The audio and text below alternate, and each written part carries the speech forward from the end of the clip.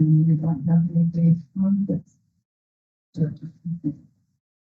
Okay, so this is a regular meeting of the council of the village of Salmo to be held in the council chambers at 423 Daisy Avenue, Salmo, BC on Tuesday, April 8, 2025 at 7 p.m.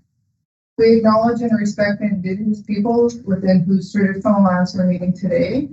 Now that the meeting's been called to order, that the agenda of the regular meeting of 7:25 of Tuesday, April 8, 2025 be adopted as amended from Council Procedure Bylaw 663, 2014, Schedule A, to include a new business section, administrative report section, public question period, and in-camera session. So move. Second. Any additions? All in favor? In favor. Any opposed? Carried. Okay, so we don't have any delegations, we don't have any new business. Adoption of the minutes that's in front of us. There's a couple of corrections on those minutes. First of all, the one thing that I can see is even though I wasn't at this meeting, I did have a report. So if we could add C Appendix B under my name. Anything else for anybody else?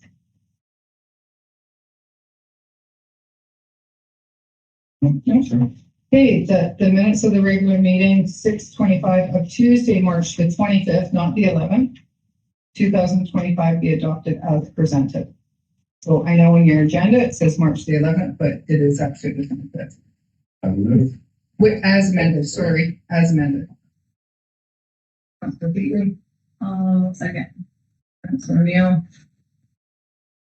Any other corrections on there? Hearing none, all in favor? Yeah. Opposed, carried. Referrals from delegation, no. Referrals from prior meetings, no. Policy development and review.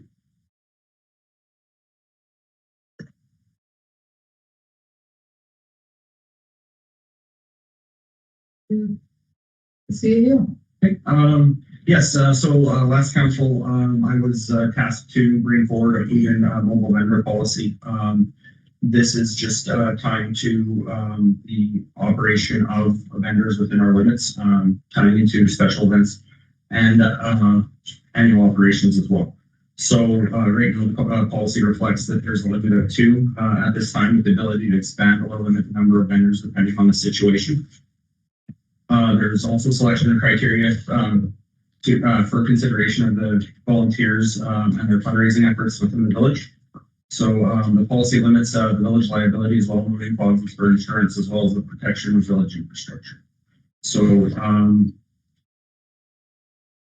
going through, I guess, there's a bit of the procedures as far as the definitions and what criteria are in place for the application, as well as some selection criteria as well. Councilor Neal. As you mentioned last time, we talked about limiting the food vendors on items that our volunteers would also be selling. With which criteria? Is it just the criteria like 11C, or where does it? Yeah, it would be 11C. And where's 11C? Second feedback on the policy.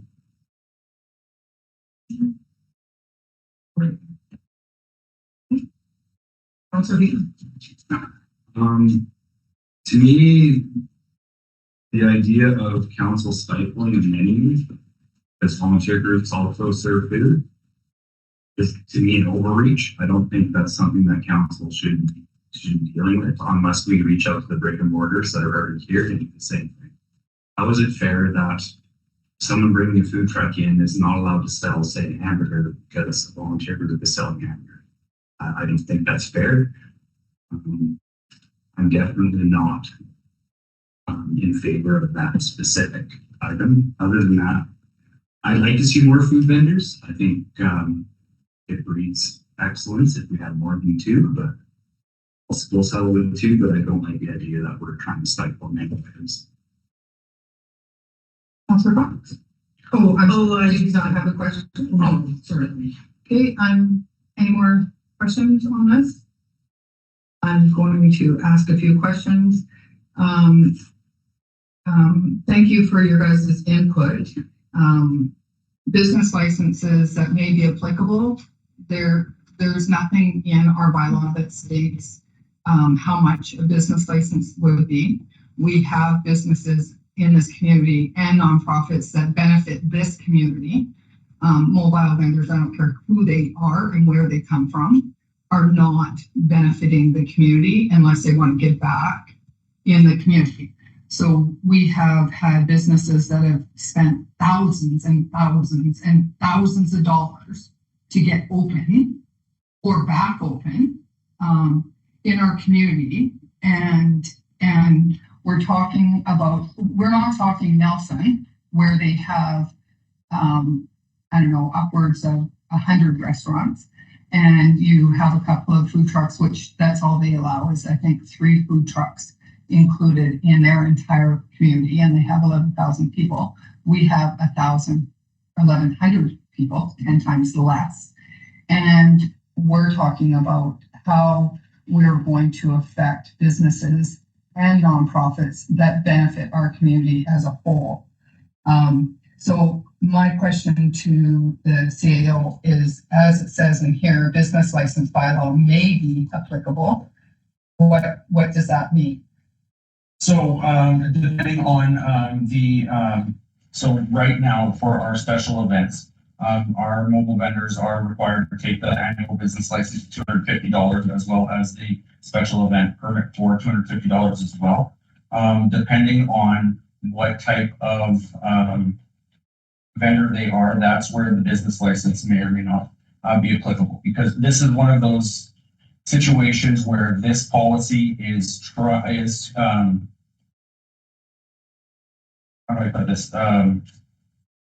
This policy is a bit of because it's a policy, it's the bottom document, and what we would really need to do prior to, I guess, being very confident in making sure we're not ill affecting is we have to look at our business license bylaw as far as the classifications of those different vendors, because right now those definitions aren't necessarily clear when it comes to our mobile vendors or not. So that's where that clause is there, because it basically gives the village the ability to treat each application as they come through.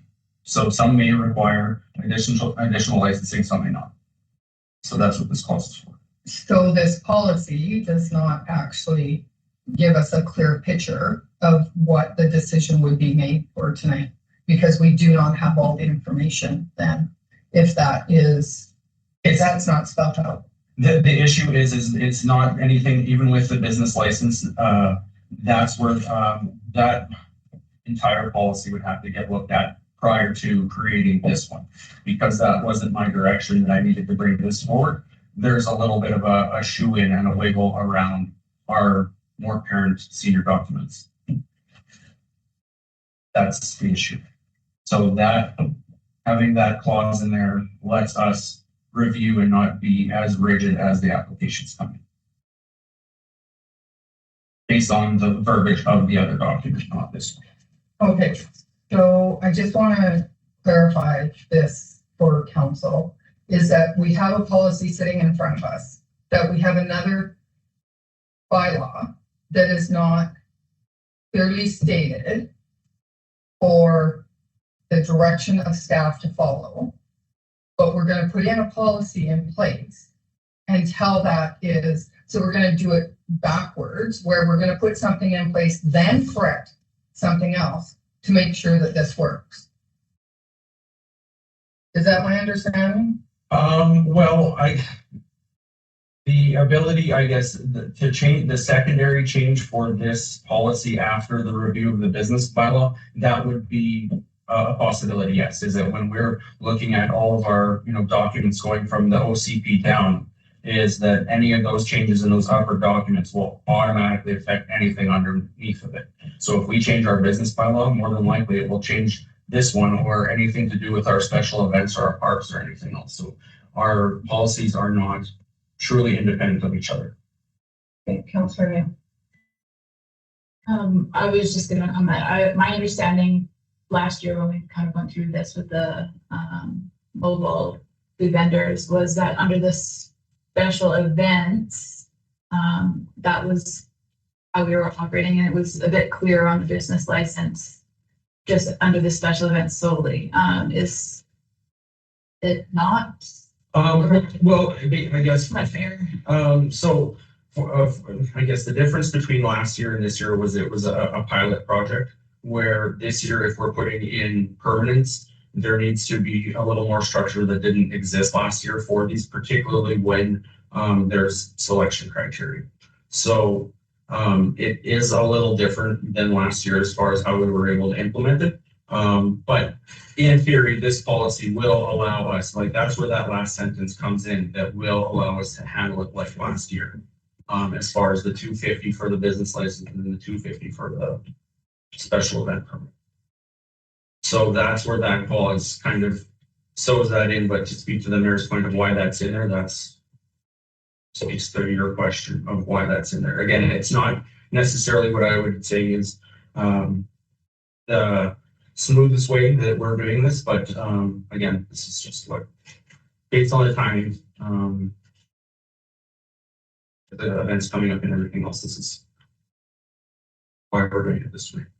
So this policy is being created for the mobile vendor should locate at the following location: KP Park, the gazebo area, farmers market location. That's what this policy is totally only thing that's being made for. Is that my understanding? Because that states in here the only place. So if there was a special event, and the reason I'm going to say this, asking that, is because if there was a special event as the fall fair, which there has been, and there's been a Greek food truck outside the youth center, this policy does not allow that. The next point. Other locations may be considered. So that's where we are directing everybody that the primary location is the farmer's market and the gazebo, but if somebody wants to ask for something different, this allows that. Okay, so, but that doesn't say primary location. Well, it's the only one listed, so in that sense, it's a one of one, but it's my original draft did include other locations to include Lions Park, but I figured because the goal was to really ensure that we're handling the KP Park space appropriately. That's why it's the only one in there. And then basically any other application is treated like a true one-off application. So there's other, like we would take completely other considerations into any of those other applications.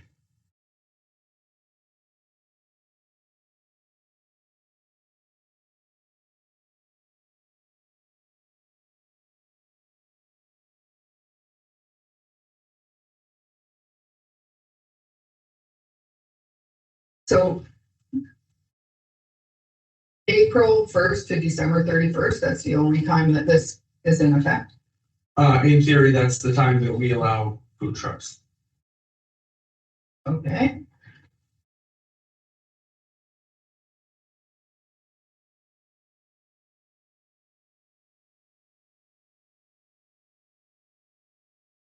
Okay.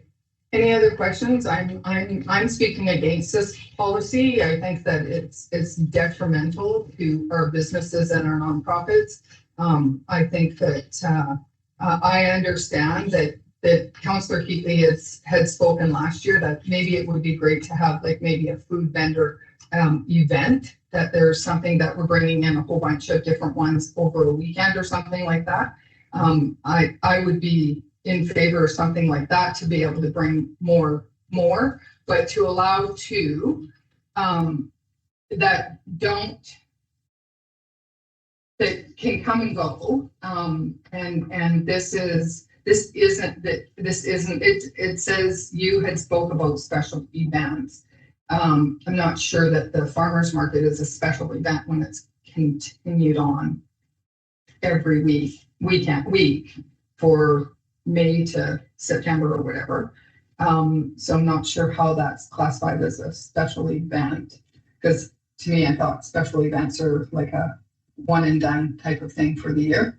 So, yeah, with this, I guess what I would say is or the farmer's market, their mobile food vendors are part of their application. That's in our parks bylaw. So, this is where it would be for any other time that somebody would like to book on our events or on our property, I should say. So, it's not necessarily tied to the farmer's market. It's every other instance. It's not, okay, so that even makes it more confusing when you say it's not tied to the farmer's market. Our farmer's market has its own, it's not in this policy, it's in our parks and regulations file. But this says the gazebo area farmer's market location. That's just for visual reference. Is that so that when I speak to KB Park, just given its size, that it's not the Ball Diamonds, it's not near the Legion, it's where the farmer's market is in that vicinity. That's all it's speaking to. Okay. I'm in support of business and of nonprofits in our community, so I'm speaking against it. But anybody else have anything else that they want to say on the policy? No. As I kind of said last meeting, I really appreciate all of our nonprofits and all the hard work they do for our community.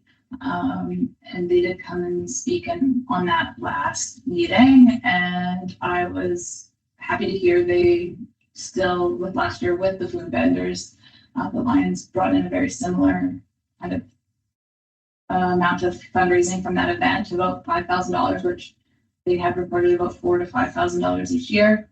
They did say they had to increase their prices a bit to compensate with, get back to that $5,000 kind of area again.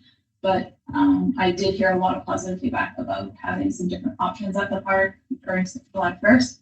I don't know if I'm a little hesitant on the current policy and if it feels like maybe that needs to be cleaned up a bit, but I do think it is a nice addition for our community, and there was a lot of support. I heard from people to have some different options at July 1st. So I'm unsure about the policy in front of us. There are some questions that just about the clarity on it, but overall, I do think it is something that I would support. Yeah, if I may, through the chair, I have to agree with Councillor Neal and yourself there. Thanks for bringing up my comments from last year at the aviation vendor event itself. And I do understand about the volunteer work and the nonprofits and so on. I just have a problem with us not allowing other options. It was good to hear that the Lions did make a profit last year, and I understand that it's not easy, especially with vendors. I'm in support of vendors. I think they definitely have a place. I'm not in support of council overreach on menu items. I don't think that's something we should be involved in. As for the policy itself, it seems there can be some more clarity. Like even just for the location, remove farmers market location and just say gazebo area. It's pretty straightforward myself. So maybe some housekeeping and some more clarity on the policy. I am in support of it, but as long as we don't do overreach. It's kind of what I'm I think having some vendors, and as Kenzie was saying, when the Lions Club were here last week, they said that they brought in the same profit. They did increase the price, but it was the same, so they're not out of pocket per se. So as far as having a couple of choices, and we tried it out last year. Last year it seemed like nobody complained, nobody said that much to the village. It's it wasn't a problem. I'm just going to give a little bit of clarity. Is that because all three spoke about the line because they did do the allocation. I wasn't there at this meeting, and I can tell you that there was approximately $1,000 less of product bought. All product was not sold. And the $5,000 was not profit. That is the gross amount. And then you got to take out of that going forward. But what I think that this council is missing is that every dime that a nonprofit makes goes back into our community and actually helps people within the Salmo and area in the community. And when we go forward, and if that's what council goes with, that this council was not the ones that made the decision years ago. It was a Salmo Celebration Society that actually did all of the stuff, and they themselves did not let other people other than nonprofits go into the park for reasons of that it is the only weekend out of the whole year that nonprofits can actually raise money to support the communities that we live in. So now it's in front of us, and that was because of the stuff that happened in the past, that it ended up being that the Village of Salmo actually runs July 1st. Village of Salmo never ran July 1st for 20 plus years. It was a society that did it. They raised all the money and the whole bit. Now that the village is doing it, and I want to say it happened in 2017 is when the society was pushed aside, and it is now sitting in front of council. And this council, what I'm hearing is doesn't want to support the nonprofits as it's been going forward. And that's fine. That's fine.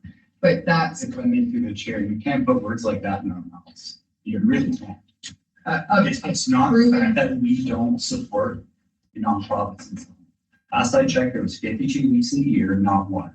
right. So if this is the only weekend that these nonprofits can do a fundraising event, there's other problems. Maybe they should look at doing other events. Absolutely. Or maybe we will see that we will have more nonprofits disintegrate and we will not have that stuff. And if that's what the community wants, then that's what the community will get. So because I've heard that from two counselors, and I have voiced that there's some stuff on this policy that needs to have some correction. I'm going to ask to have, because we're instead of us accepting this policy, ask us to table it until the next meeting with those corrections. Do I have a seconder on that? Second.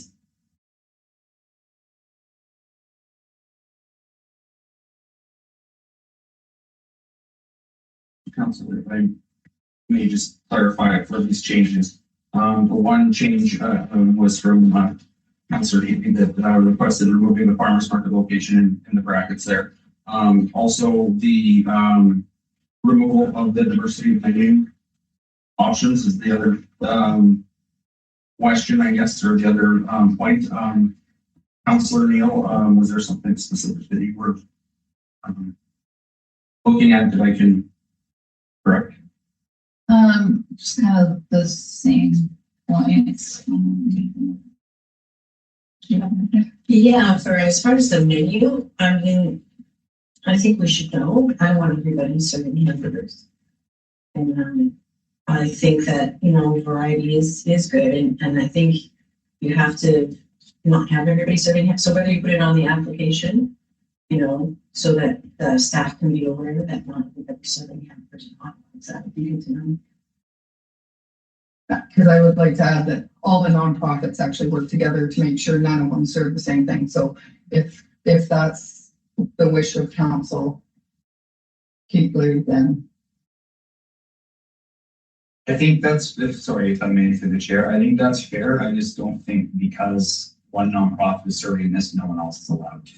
I just have a problem. It's the wish of the city and council. I would just not like the overreach from council. So I guess then, if I'm hearing this, then it's more just putting on the application that we're asking, not that it's any kind of determining factor in the selection. Is that a fair statement? Yeah, to me. Yeah. All right.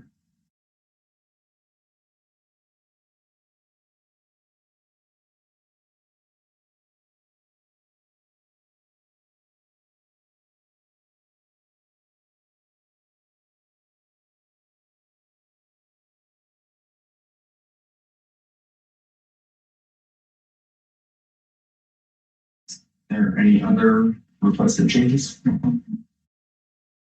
So all in favor of tabling? Okay. Any opposed? So bylaw development review with mail accounts payable, the council received for information list of accounts payable checks and electronic transfers from March 21st to April 3rd, 2025, totaling $85,159.18. So moved. I'll second. Any questions? Could you remind me about the damage reimbursement or Victor the deck? That was, a Public Works, accident on property.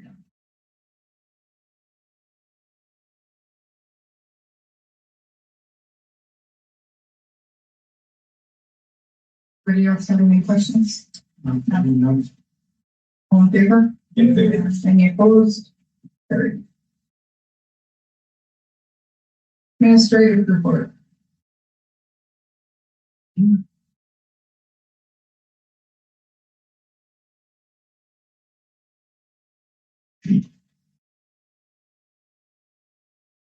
Okay, You're on the wrong report. Page 15. This one. well, this report. Sorry, thank you very much. This is for the summer, student job postings, just for council to, approve administration to advertise for the summer, positions. Is that, this is just tied to, the budget not being complete, but this is just part of regular operations. And, just, we haven't received word from the federal government on the Canada Summer Jobs Grant, excuse me. And so, we've been already contacted by several interested applicants. So this is something we were just trying to maybe get ahead of it, because the college summer students are done at the end of the month. And so it'd be nice to get that possibility for students that way. So it's just because the budget hasn't been passed yet that I'm bringing this in order to get ahead of timelines. Councilor Brown. You have enough work for two? Yes. Anything else? I mean, the chair, I think it's a great program. We've been doing it for years, well supported, so absolutely I'm in favor of it. Do you have any questions? My question is have we ever been approved in the last 5 years? Do you know if we've been approved for the grant? Because I know a couple of years ago, we didn't get any funding for it. I know last year we received the grant.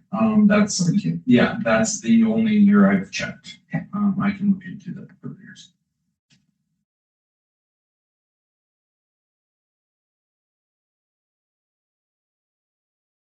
Just because of a lot of the stuff that's going on, that I'm not sure that there's a lot of grant money that's available. So the council approves staff to advertise for 2 summer student positions. Second. Any more questions? All in favor? Yes. Any opposed? CO report general updates. Okay, so yeah, this is just confirming the first part is our audit, our proposed budget timelines.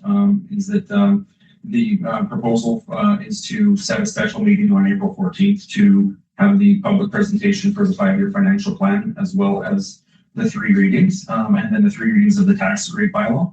Then the April 22nd meeting, which is the regular next scheduled meeting, would be the adoption of the 5-year plan and the tax rate bylaw. And then the year-end financial statement review with the auditor presentation in that day. So that's, I guess, for council to decide if those timelines work. But that was just a suggestion from the CFO, myself, and actually the mayor as well, trying to just get this ahead of the May 15th deadline. So there is a bit of a change here as of yesterday. There is a political event that is going to be taking place at KP Park, hosted by the Conservative Party. It will take place on April 23rd, not the 10th. So that is a Wednesday. The same time, same, I guess, type of event. That hasn't changed, just the date. Financial auditors are finalizing everything, and we've been communicating with them back and forth over the last couple of weeks. So that is slowly starting to tail end. Dot night was, my first dot night was actually quite fun. But yeah, there was 239 participants. The $68,728 being distributed between the local community groups. We're looking at different advertising options, maybe to increase participation because there was a bit of a drop from last year, and just the idea of maybe getting out word a little earlier or just seeing if that would help. Because yeah, I would prefer more participation than less with this. So, but again, that's kind of where that was at. But it was a great evening, all things considered. We've begun our portion of the staff or the asset management plan. We're taking inventory, mapping the core infrastructure, and getting it to the RDCK for mapping purposes. I'm attending a dike inspection and management workshop hosted by the province. This is just tying into getting their feedback for this kind of provincial work. But I don't know if there's going to be any program changes or funding from it. So. On the topic of the dike management, Just wait until we'll let him finish the other side, and then I'll start with you. The RDCK is working for a plan for the flood and steep creek hazard policy. This is kind of tying in also to the dike work. I'm working with their planners to build just a timeline for this and a bit of a project plan. So we're going back and forth with the planning department there. So, but I'll as things come up, I will bring it to council just for updates. We're working through the process of adding liens for a couple of properties that are related to unpaid taxes and utilities. This isn't something that we do very often, so this is something we're building a bit of a process and just a little bit of a learning curve for all of us for this. So, and then we reached out to the Salmo Valley Center, Community Center, regarding the change, just based on our information that we received in dot night and my conversations with the community center and the planning society regarding potential renovations. They are going to be bringing forward a request from council in the next meeting for a change in venue of the climbing wall. Okay, Councilor Nancy. In regards to the dike management and our previous CIO, she had talked about a funding stream of unlocking like the 200-year flood plain and a way to unlock additional funding to revamp the dike. Are you aware of any of that? Or is there a possibility that we can still work through that process and try to bring our dike up to?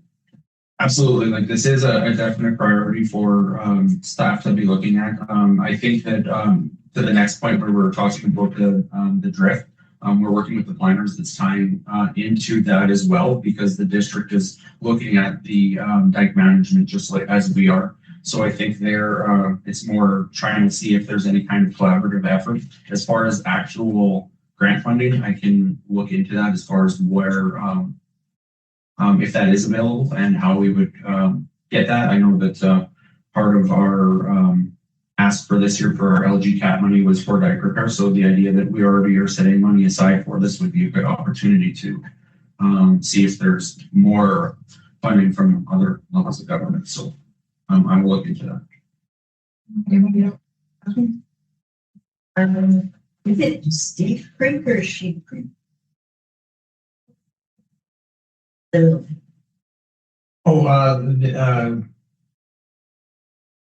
That is that's copied from them. So if that might be their. I'll look into that. Go ahead. And also, so they decided not to put the climbing wall there. What it boiled down to is the other room was better, had taller ceiling heights, so they could put in a different taller climbing wall. So that's what they're going to be bringing forward as far as the request is to council to approve that change in venue. So yeah. It's still at SURCC? Yeah, it's just in a different, they were planning to put it in what they call the old change room, where now it's going to go in the art studio, and the art studio is going to be moving to the change room, apparently. So they're working through that process. We're in contact with all of our groups, the community center, the climbing society, as well as the arts council, because they are the ones that were in the art space originally, and so they're moving to the change rooms, apparently. So we're working with them, trying to get a bit more information, but the climbing society is coming on the 22nd for the request to move the venue of the climbing. And the renovations, it's taking care of any damage that's in that room currently? Well, the thing, the issue is that we're holding off on any kind of renovations or we're kind of stopping them because of the building. It frankly, it's the old school and there was asbestos in there. We don't have the report handy to where it is located. So right now we're pulling everybody off of any kind of disturbing until we find out where that is. And then once we know that everybody is safe that way and it's only in a few spots that are isolated, then we can proceed with any kind of construction. But I went and inspected the community center yesterday morning with the two, well, I guess the incoming and the outgoing executive directors and then the climbing society, and just made mention that to re-emphasize that point is that, please don't look at anything until we know what we're dealing with. And so that's where it's sitting currently. So, but the climbing wall, from my understanding, what their ask is, there's not to be any sort of disturbance to the building. It's a freestanding structure, apparently that's 12 feet high. So I'm kind of curious to see what that would look like. But apparently there's not going to be any disruption to the parent building, I guess, so to speak. And there's no leak in it? We didn't go over any of that side of it. It's been redone. Okay. Okay, do you have any questions? No. So I have a couple of questions. The April 14th special meeting, we have a time. That would be something that the council can set. Usually our on those, it's either the two meetings that we've had on a Monday. One was at 2 in the afternoon and one was in the evening. So that's where council being what is working. Okay. My other comment is dot night. This isn't the village's job to look at advertising options. We put it on our Facebook, we put it on our website, we put it in my newspaper article, had it in it twice. Organizations that apply are the ones that are reaching out. We already spend taxpayers' money to put that dot night on throughout the day because our staff spends time organizing it in here. I do not want us to be wasting time on how we can advertise. People will come and go. People know that the event has been going on since 1996. And it just happened that only 239 people only wanted to come out, and there was, out of 52 projects, 43 of them were supported. So I don't want us to waste any taxpayers' money more than what we have. And I wouldn't say it's a waste. I would say that we already contribute to that. Okay. And I think the others were asked and answered by everybody else. Thank you. Okay. So the council set the CAO report for information and further the council schedules for special. Oh, you have it right there. I didn't even read that. On April 14th at 2:25, 7 p.m. 2025. Does that work for? I won't know 100% till later in the week, but I'll say yes for now. Okay. I should be able to attend online. Okay. I read it on here, but I didn't read this. So 7. Okay. So everybody's good with that. Who would like to move that? I'll second. Any questions on that? All in favor? Okay. Correspondence for council decision will correspondence for information only. That so the two there is about Philip Gears BC municipalities must unify on hysterical potential retaliation, number 14. And RDCK trash treasure day is April 26, 2025. Anybody want to pull either one? I'm going to comment. Obviously, everybody knows what trash treasure is at the end of the month. Put out all your treasures at the end of your driveway, and hopefully they're all gone by 4 p.m. And if they're not, bring them. The other one is 10 municipalities have got together and over what we are been mandated to do with the addresses and everything, that how it's being rolled out is it's affecting communities, and that there's not going to be enough money to actually do this, and taxpayers will be on the hook in the end again to be able to do the e-commerce. That if you think about it, everybody had landlines and everybody used to pay 75 cents, I think it was, per landline. Well, we've gotten rid of all the landlines. I don't know the last time anybody got a phone book, but I still have a landline, so I know how the phone book, and the phone book is literally 1/4 of an inch thick. So that tells you how much, and they don't collect anything off of cell phones or e-coms. And most houses, every single person in a house has a cell phone. So that's what they're talking about, is how do we make sure that the government is actually, because it's the government's job to make sure that the e-coms, as in TELUS and Rogers and all of them, are actually paying that to be able to help with that. So that's what that's about. And yeah, I'm pretty sure that it's going to be a strong conversation at UBCM and FCM with a federal election amidst us. Maybe we'll hear a little bit more about it once that's over. But any other questions?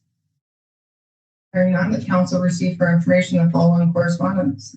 Move. I'll second. All in favor? Any opposed? Carried. Okay, Councilor Fox. So at the last meeting, we talked about portfolios, and we're just checking in to see how everybody's portfolio was doing, and we made comments like some are not active at present, and is there something that may be a suggestion? And so there was talk about, if there's only a couple of portfolios that are active, maybe swapping them out, 2 years for one person, 2 years for another, possibly doing some kind of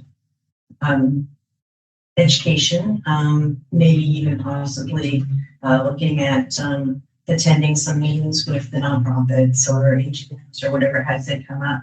So just kind of spreading it all around and getting some more information to the table, because if they attend all these meetings, we'd ask them to report out on it. So it's just something to think about. So I can tell you with the portfolios, when they were first put out, everybody was asked kind of where they wanted to go, what they wanted to do. I did that with the last council, and you're only as strong as what you want to be. So I reached out, and because I have the art council portfolio and couldn't get to a meeting for 2 years. I finally got invited to a meeting and I've gone to one.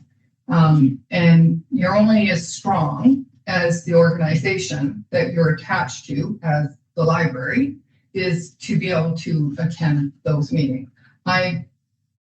It doesn't matter who has what portfolios. I'm willing to look at it and switch up people with portfolios, because there has not been reporting on many of the portfolios. But I can tell you, looking back in the 2 years that we've been sitting here, I do have a report.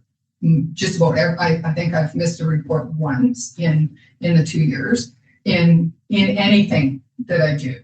So the conversation to all of council is that we do start writing reports. We do start actually doing what, but I am willing to absolutely look at the portfolios and hear from you guys. I can put out an email to everybody with the different portfolios and see where we go from that. Because it would be nice to be able to have, and written reports, so people, because if we don't have an audience to hear and they don't join us online, people don't know what we're doing in our community.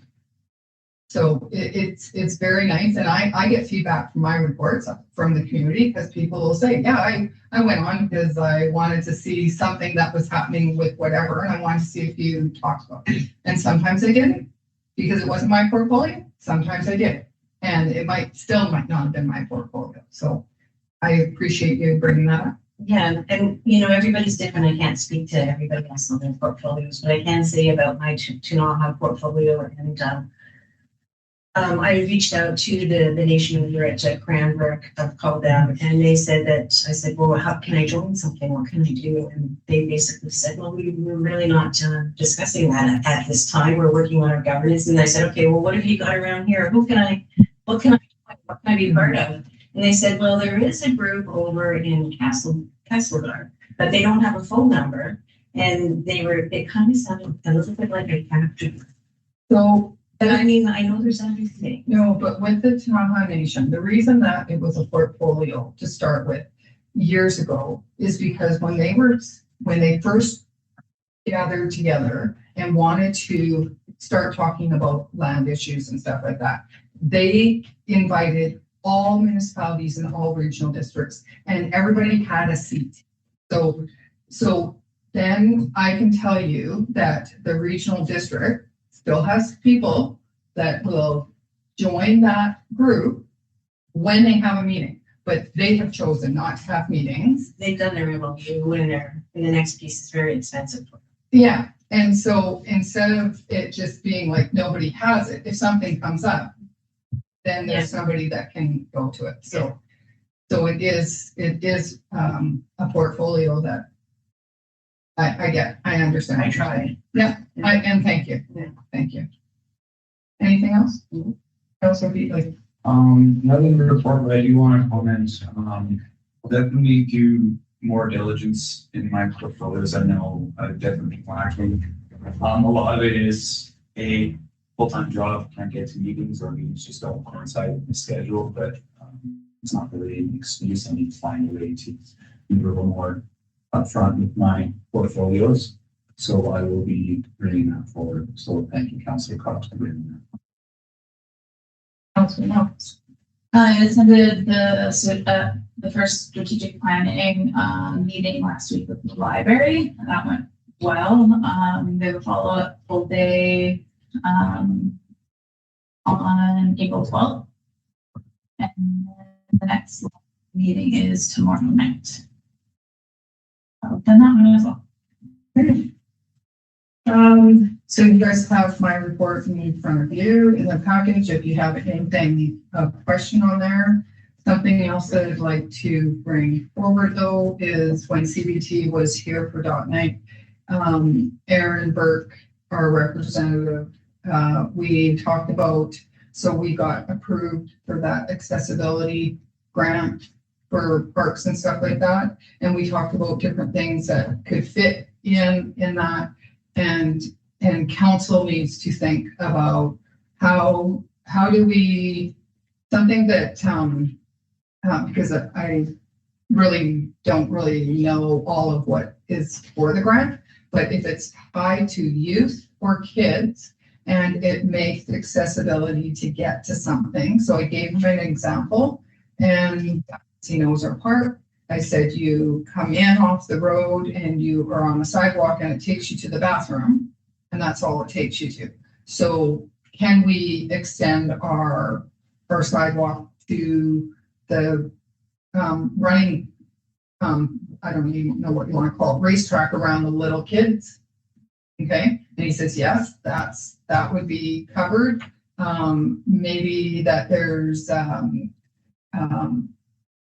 one that goes over to the big U swing that the Lions had put in, that over there, that's something that brings the accessibility to that little kids, when it, like you don't want to put concrete up to the big playground because kids are jumping off of it and stuff like that. But it gives you for the littler ones. So those are kinds of things that think about, how do we make accessibility for youth? Because he said that if it's tied to youth or kids, it will be covered. So we did talk about putting the type of a mat underneath the whole playground. Well, it was exorbitant price, $150,000 or something like that. And it's been proven it throughout this area. It just doesn't work. It, our ground and stuff like that. So if everybody can think about those kind of things, is there something else that can? Did he give you a cap on that? Well, $50,000. we have, yeah. Okay. So that was the grant. And so anyways, so we can start thinking outside the box of how we, you know, is there something that we can put more benches throughout town that they benefit everybody, but it can be tied to youth and children. And the only other thing is that I'd like to make a motion that we have our strategic plan for council, as we've adopted our strategic plan, but in our council package, not this meeting, but the meeting prior and the next meeting, we have a line that says strategic plan. And we have had it nil for, and I know that he has said that he's been working on it, but if we could make a motion to adopt it for our next meeting, then we as council know where we're going with everything. And the community can follow along what we're doing. Because I'm getting a lot of questions is, what are you guys doing? You did a strategic plan, but where are you in that strategic plan? And I can't say where we are because we are kind of everywhere. So if we have the strategic plan where it says start date, how much we've done on it, and the anticipated end date, you know, we've got things like our OCP, we've got the housing report that we have to do. We have to get the zoning bylaw that is way past due, should have been done with the last OCP, and now we have to update the OCP, and we didn't even have the zoning match that OCP. So I think that we need to get some priorities down, our diping thing. I don't know what else did I write? Procedure bylaw, list of all the bylaws, all of our grants that we have outstanding that, you know, like when do they need to be done? How much is done of them? The one of the 911, it was supposed to be done by March of this year, 2025. The provincial government saw that it was going to be way bigger of a job than what they've anticipated. So now they've expanded it to, I think, August of 2027 or something like that. You know, that way, it doesn't matter as we go through the year. There's no, if we're going to pay for money to do a strategic plan, we should be following it. And we should be getting things marked off and show our accomplishments on there. So you're saying you want to add an addition to the agenda, say like. No, it's on our second meeting. It's not on this meeting. It's on our second meeting agenda always. And it says nil. And I believe it's number 5 on our not on this one, but on our other. And I was writing it and I forgot it. Thanks for talking the agendas. Yeah, but I put a motion on the table. So can we just complete that motion? I would second that motion. I think it'd be a really good set for us to even just visually see how we are doing and where we stand, so then we can prioritize. I think that's a great idea. Okay. Anybody else? No questions? All in favor? Thank you. In favor. Any opposed? Carried. Okay. So before I was talking about the staff recommendations, and let's say if we look at the policy of development and review, it talks about a staff recommendation that council approves food and local welfare policy as presented. If that was approved, which it wasn't, but if that was approved, would it come back to the minutes the following week if it was approved? If it was voted on and accepted, like you voted on your motion, it was accepted. everybody was in favor. Would you ever bring this back They're in the minutes. in the minutes? What do you mean bring it back? Are you meaning like, could you bring back the vote, The recommendation, the yeah. recommendation? And you Yes. ever repeat that recommendation after it's been, accepted or voted on and everybody agrees? If you vote in favor, you can bring back the recommendation. But you would not put it on the agenda again unless there was a reason, right? So the reason I'm asking is because I'm always looking at the adoption of the agenda, and then we've had this staff recommendation that has been approved every, But the reason is because our procedure bylaw, and that's one of the things that I wrote down in our strategic plan, is redoing our procedure bylaw. In order to get rid of all this mumbo jumbo at the top, is we need to change our procedure bylaw to add these things. These things are It's not already- in our procedure bylaw, so we have to redo our procedure bylaw. I believe it's in there. I looked at it. So it is in the verbiage. It is not in the schedule of the agenda in the minutes. So like the agenda, we have to pull it off of the template that's in the bylaw. So in the bylaw itself, in the paragraphs, it has that they're in here. But on the forms, on the schedules that we need to use in the bylaw, they're not on there. So it's actually only the schedules, which are carbon copies of our minutes and our agenda, that need to be updated in that whole thing for that. Yeah, because we approve this every meeting, and we've been doing so for what, years? And, you'd think that we could just get that off the, All 6 years I've been trying to get the procedure bylaw to the table. So I guess I can bring that to the next meeting with those schedules changed. okay.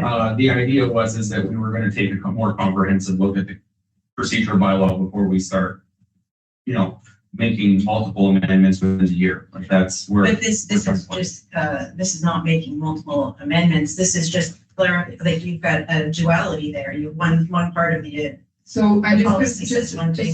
the procedure bylaw has to go to a public hearing. So it's not something that we can just change a little bit. It has to go to a public hearing. It's one of those bylaws that has to have a public hearing. So you're not going to go, oh geez, we'll just amend this like we do on other bylaws. We'll amend this and just add that as an amendment. That is not the procedure bylaw. It's a big undertaking, and we keep talking about not just council has keep talking about how do we clean up the procedure bylaw, because we've talked about, do we have one business meeting a month and have one COTW, a committee of the whole meeting, where we may not have to have that meeting if we don't have bylaws, that we need to have an open conversation, that it's more relaxed. Or maybe delegations are coming just to the COTW and not to the business meeting. And the business meeting is more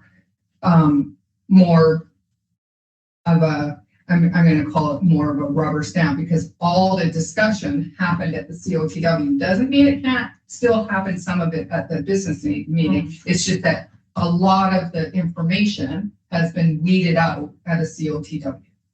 so when this was actually written in the policy, then it was an oversight that they didn't fix the schedules. Is that how it goes? It's an old procedure bylaw. I don't let it, that's very likely as a possibility. I can't say for certain, but that could be. One mayor took out the public question period. Removed it. So we add it. We add it every single time. So any more questions on that? But that's good discussion on that. No? Okay. That the verbal and written reports of mayor and council be received for information. A second. Any more questions on any of those? All in favor? In favor. Any opposed? Carried. Okay, we are going to go to the public. Thank you very much for everybody coming. And we have 2 people online. So how about we start with the 2 people online, if that's okay? I can't read the names. Ken? Ken and Observer. Do either one of you have any questions for council at this time? No. Thank you, Ken. And what about you, observer? Thank you. Okay. All right. We will, who wants to start? Does anybody have any questions? I just wanted to clarify, so the new regulations for the vendors, is that changes from an already existing policies? Because you said that it was a pilot program or something, just clarification. We've not ever had a policy. Okay, this is brand new. Brand new. Okay. Yeah. Thank you. Anybody else? Was that to be capped at just 2 only food vendor trucks? I'm sorry, I didn't hear the Was it to be capped only with 2 food vendor trucks? That's what the policy. No more, yeah. That's even during special events. Pardon? That's even during special events or Yeah. excluding special events? It's, Could there be like a sub policy for special events? no, like there's no those sub policy. Nonprofit things? No. There's no such thing as sub policy.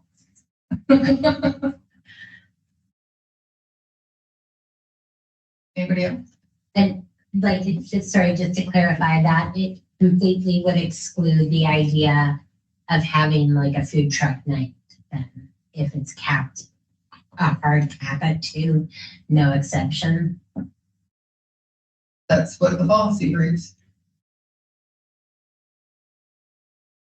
If I may, the one would be is if the group of food trucks apply for their own special event, specifically, like that would be work, but again, that would be tied in very specifically as far as what the goal of the event would be. It would have to be centered around the food truck competition, so to speak. It wouldn't be just a different special event, wouldn't be allowed more than 2. It Yeah, would just be, but if you're having a food truck competition, well, obviously it would probably be better with more than 2 food trucks. and something like a folk fest as well could fall in similar category. Only tied to like a food truck competition. Any other special event is capped at 2.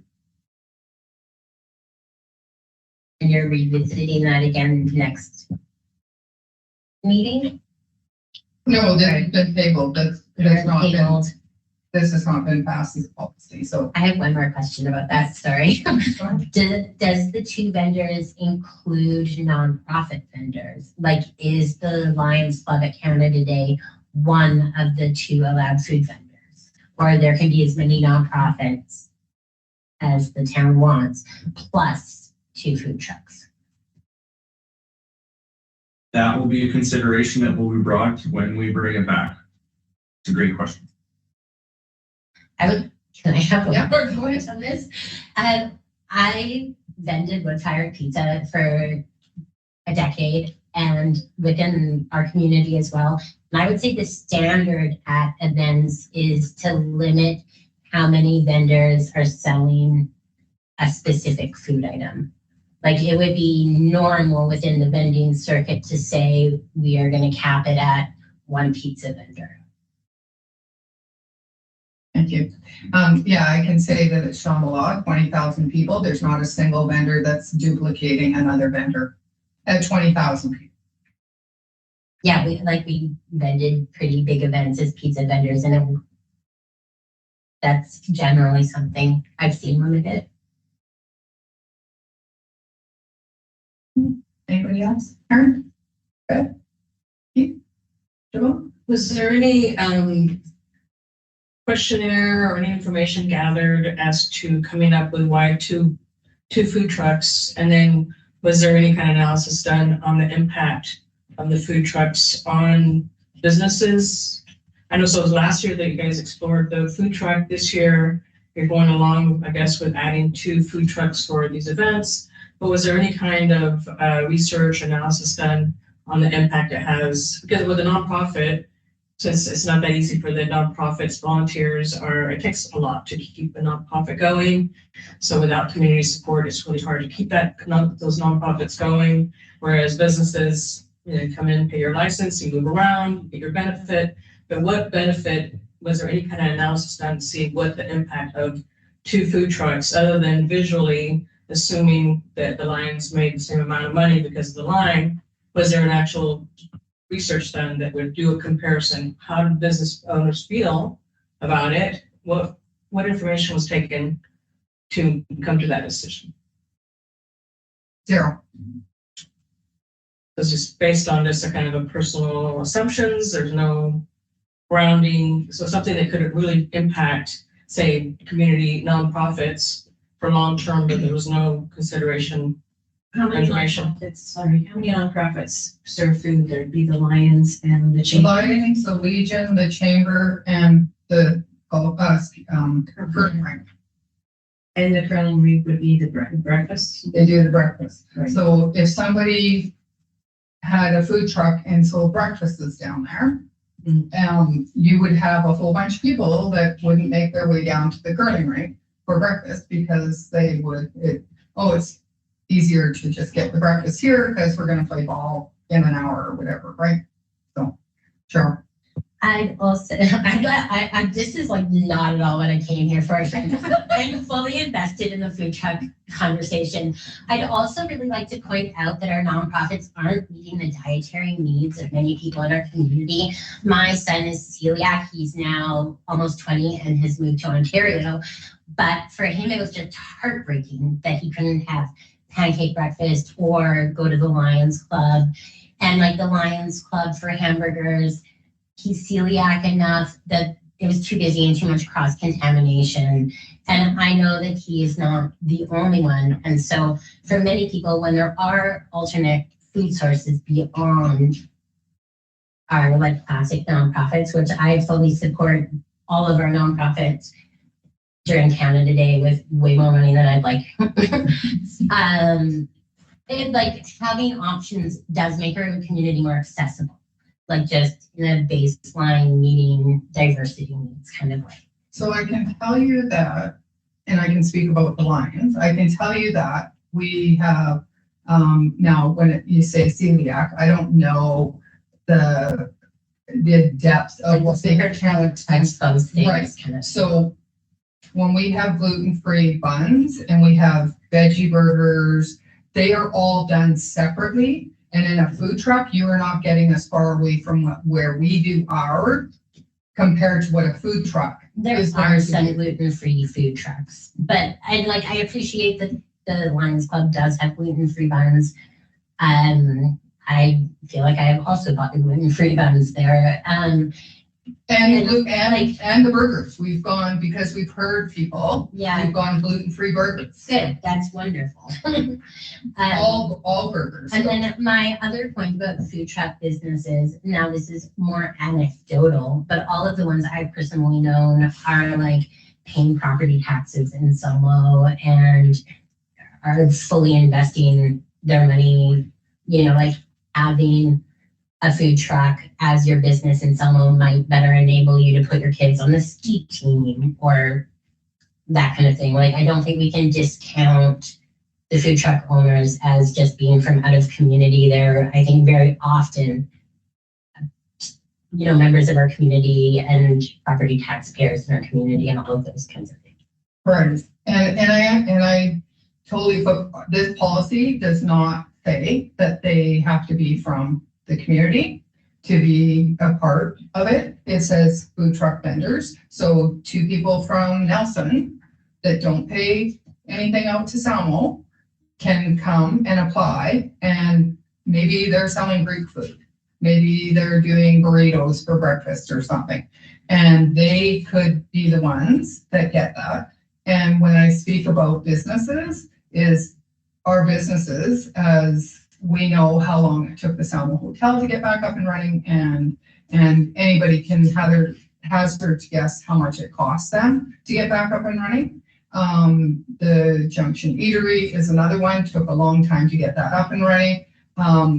The Erie Creek Brewery has done everything possible to stay alive during COVID. And if they would have had all that different competition, would they have been able to stay alive? I don't know. So I guess when it comes back to it, it's the farmer's market used to have, a few years ago, a truck called the Biggest Little Fruit Stand. The guy was he's a food truck. He's selling fruits, vegetables, meats, and he's a one-man show, and he's driving from Alberta to the Okanagan to buy all of this product. And so he's a business. Now we have 2 grocery stores, and people complain that, geez, they don't have this, they don't have that, they don't have this. Well, if you're not going to support the grocery store because the food truck is coming into the farmer's market every week, it's not about the little farms that live here, as you say, pay taxes and feed into the system. It's somebody that comes in, buys, and leaves, right? So that's where, when I think of this whole entire thing, that's where I'm coming from, is call it protectionism, call it what you want, but it's how does the Salmo and Valley benefit by, as a whole, discussion. It's kind of like if you have $5,000 that the Lions made, let's say, and then a food truck came in and made $1,000. That food truck goes with $1,000 and leaves. If the Lions can't make that 5,000, because that 5,000 would stay in the community. So it's a difference of like, what is that ripple effect of your dollar in your community? How does it come back? We think about other ways that maybe food trucks come in which they can be with a lot of different events, but what are we doing to support nonprofits and volunteering? Because what I really see is that there's only a certain amount of people that are volunteering, and that could be sometimes that's a commitment. It's an inconvenience. I mean, you guys are showing up. You could be home watching TV. So what are we doing to support volunteering, nonprofit in our community, something that regenerates and keeps giving to our community, as opposed to someone just coming, getting their money and leaving, or staying, and even if it's just benefits their one family. But when you support a nonprofit, and you support volunteering, that's enriching your community. That's giving it much more than just a dollar figure. And so where are we calculating what we're doing to support volunteering and our nonprofits in our community? What are we doing to support that? Sure. Are there any studies that look at how a vibrant economic realm in like all of the West Kootenays benefits Salmo? Like it might be looking with a pretty narrow lens to be thinking that food truck owners that live in Nelson are taking their money home. Like there might be a little bit more crossplay going on with that within our economies. There's always going to be crossplay. The Lions, when we talk about what we do to support the community, we support both both hospitals, which not just Salmo and REG use, right? So it's supporting a greater community than that. When the Lions supports the Parkinson's thing that's going to be happening this Friday at the youth center, that is supporting a greater community than just the few people that we know that have Parkinson's in our community. So those are the kind, like it's way bigger than when you say cross-pollination. There's lots that nonprofits do as a whole that I don't know if maybe there's not a clear enough picture of what, and maybe that needs to be expressed more. I'm not sure, but I know that there's other communities, and I can only speak on the Lions because I know that there's other communities in the West Kootenays that have lost Lions clubs, and their communities have gone, oh my God, because they used to, the little things that you don't see used to happen. People get supported to go to cancer treatment. People that get supported because they need a CNI dog. There's lots of those kind of things that the broader community doesn't see. People that want to recycle their glasses. Well, I can say that just last year we recycled over 500 pairs of glasses in this area. That helps in a broader sense. So I have one more question. Okay. Is it possible to have a Canada Day specific policy and then have an every other day of the year policy? If there's like this one hinge event that's critical towards keeping an organization alive, and there's been this like decades long history of relationship. Yeah. If council's willing to do something like that. I know that when the Salmo Celebration Society had it, it was an unwritten rule that somebody would say, okay, so what are you selling? What are you selling? And that's why nobody out of all the nonprofits sell the same thing, right? Other than pop. But that's why, is because they made sure that if somebody else wanted to come in for that day, you're a nonprofit, you can come in, but you need to make sure that you're not taking away. I would say that's a standard practice in market organization, which I've done market organization for not food things, but even then I was like, how many people are selling beeswax candles? Right. So It's a good point. I mean, maybe if to protect the nonprofits and the volunteer, have Canada Day be, just the nonprofits serving food, and that have other events that, that trucks can come into. I mean, I like the idea of obviously of having competition and, and economic, vital economic opportunities happening, but I think it's important to evaluate the value of a nonprofit and volunteering, and that in the long run, what are we doing to ensure that is going to continue as a tradition in Salmo?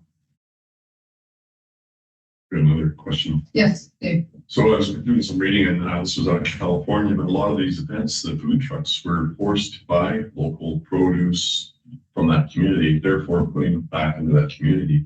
So they were having policies in place, because this is all over the place. This is not Salmo. This is happening in all these, mainly smaller communities that are experiencing. Some people say it's a benefit. Some people say their brick and mortar stores benefit. It was bringing more people into town. So there's a two-sided thing here, but we definitely, our business was not extremely busy last year during the event.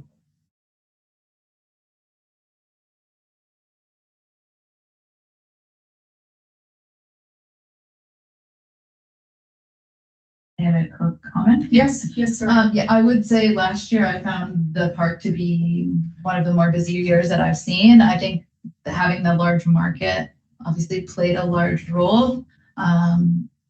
But I did see that the chili and the beer gardens, they sold out. And then at one point the line for the Lions was all the way to the bathrooms. And I just wonder, with that huge volume of people, if the two organizations, I don't even know if there was the beef on the bun was happening on all the days. It might have just been the one. I just wonder about the demand as another. Yeah, and definitely the lines at the Lions are too long sometimes for it to even be feasible. I can tell you that you're in that lineup for 10 minutes. We can serve those hamburgers pretty fast. I have been in that line longer than 10 minutes, but and it is what it is. It is what it is. It comes down to if somebody doesn't want to stand in the lineup, they can go to the beef on the bun or pork, whatever the chamber has, or they can go to the Legion and get what they're selling. I think that my point around it is that so the lineup might have been, and I know that it is there because people are wanting to have that hamburger because it's been a staple or whatever for many, many years. But I guess what I'm coming at is it's one weekend out of 52 weekends, as Councillor Keatley pointed out. That is a weekend that there's a lot of people in Salmo to be able to make the most amount of money. And I can't even fathom, maybe Mr. Temple might be able to tell us how many hours the Legion puts in for volunteer hours that benefits our community.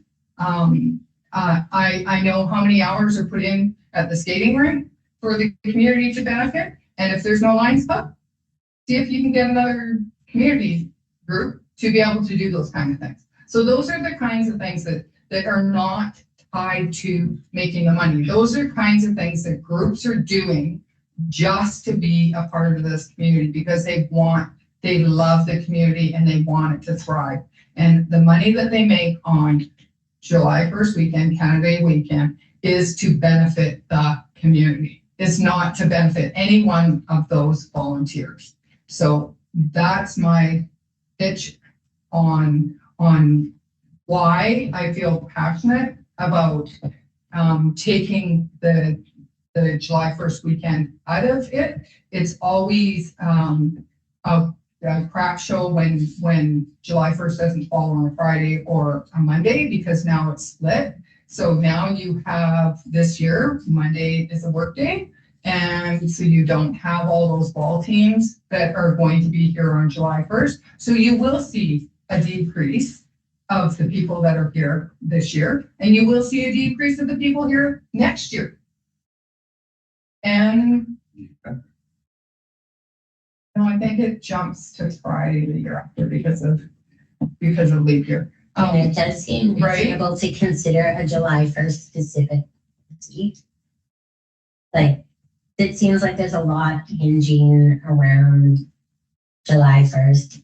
I think if you were going to be specifying what people can be selling, like you could have a no protein between a bun kind of policy. Like people might still want salads or berry parfaits or things like that. It's important to, I think, to do some research on it and see what other communities are doing it, because like with Fruitville, when Dust or 2 May days ago, they dropped they've had a lot of food trucks, and it really affected some of the other local organic things that were happening, like the cakewalk, and people did show up. So doesn't necessarily mean that having food trucks is going to benefit the community. What is, I would think as a council, what is the best benefit to the community is what we should be asking, not just how it benefits the food trucks, but other people, the local businesses, the nonprofits, and what is the research there for other towns that might be going through this as well? What is the benefit of a food truck? Maybe food truck is better at certain festival, food truck festival. Maybe making that specific so that we don't just, cut the nonprofits at the shin, and we don't have that coming back to our community, especially trying to just encourage more people to volunteer. Because if it makes it harder and harder to volunteer, why would people want to volunteer? Why would we want to lose that in a small community? Any more? Thank you for the conversation. It's wonderful that people have come to the meeting to have this conversation.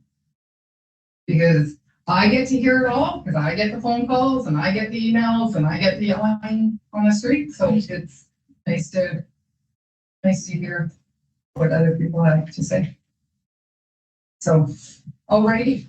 So we're gonna move on if nobody has anything else. I again thank you very much for coming, and we're gonna go into in camera, which is we have to all of you from our meeting. Thanks for the entertainment. Definitely going on TV. Thanks. Thank you. And I'm gonna read this out with it and be read up. It should be read out in front of you that the meeting be closed to the public under section 91C, labor relations or other employee relations, and J, information that is prohibited or information that if it were presented in a document would be prohibited from disclosure under section 21 of the Freedom of Information and Protection of Privacy Act and the Community Charter. I'll second. Thank you very much. Thank you.